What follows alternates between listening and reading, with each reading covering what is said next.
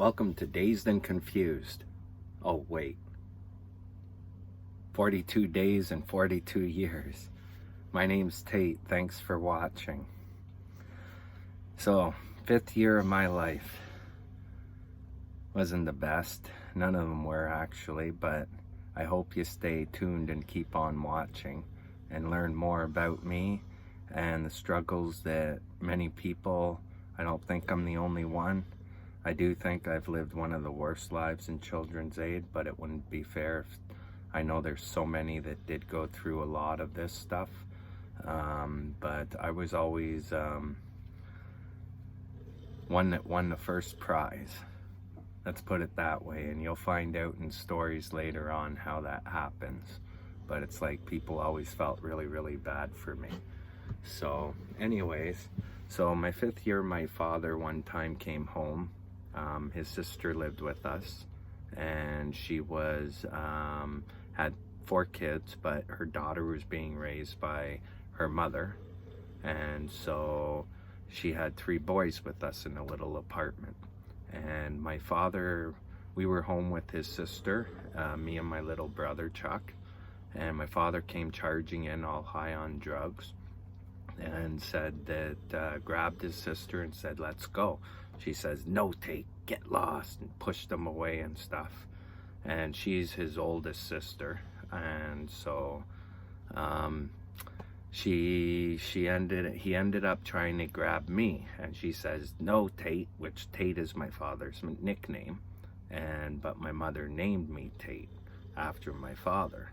So anyways, then she says, "No, Tate, he'll remember." So he grabbed Chuck and says, "Well, she says Chuck's mine anyway," so, and my father never believed Chuck was his son. Now, we didn't look alike. Chuck was very chubby, and I wasn't. I was always thin-built kind of guy, and so I'm very, very hyper. Nobody in the family was as hyper as me.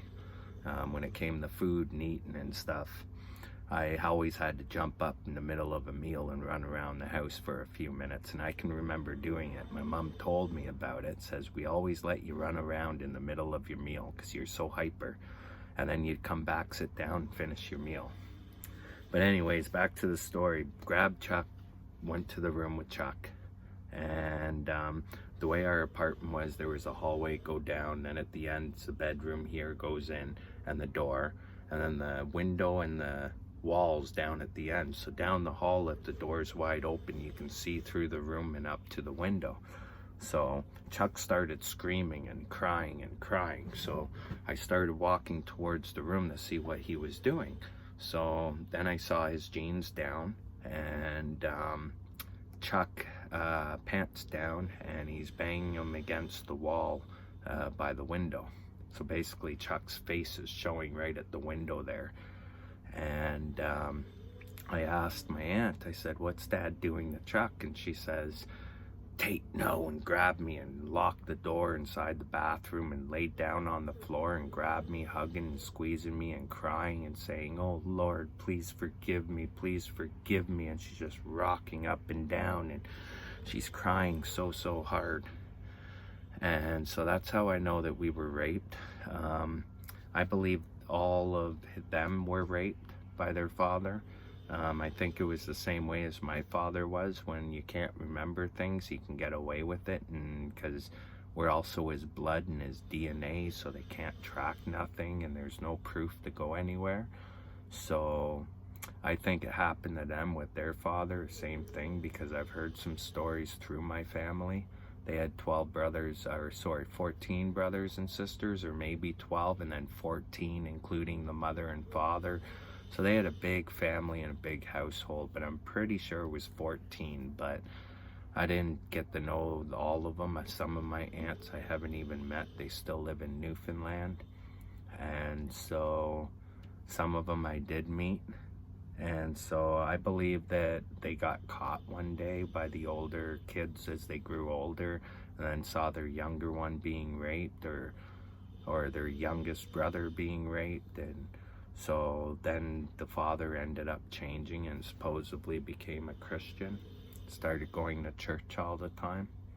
And which my father did the same thing later on.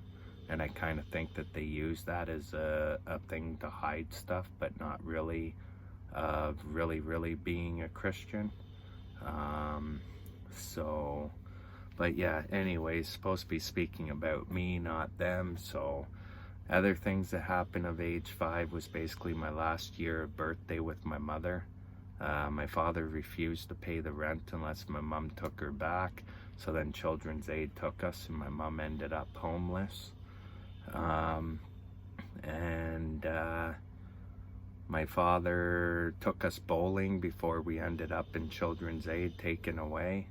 And I remember he also, after bowling, I kept getting the ball stuck in the thing. Chuck and my other brother could bowl fine, never got the ball stuck, but every time I threw it, I always got a ball stuck.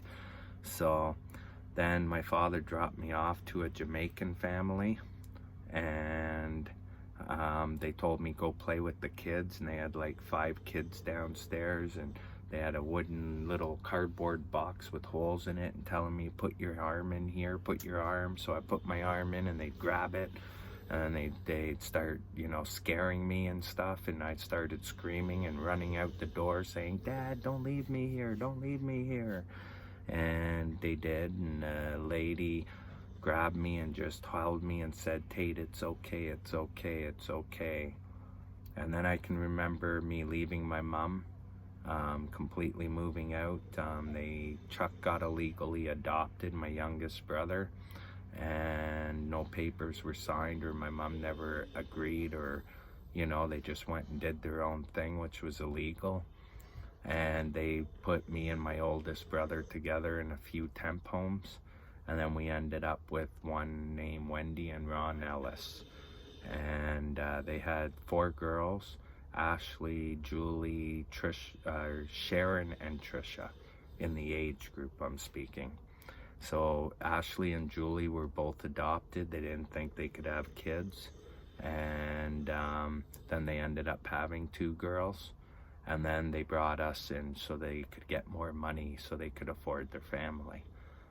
They didn't have, her husband worked for Amsoil, Ron, and so he was making some money, whatever, but you know, it's like people, it's never enough money, so they brought us in, and the more sick they could make me, more money they got, and whatever else. So the first thing they did was put me on Ritalin, and Ritalin, first year, that year of age 5, going to kindergarten, I ended up having my first seizure, a grand mal.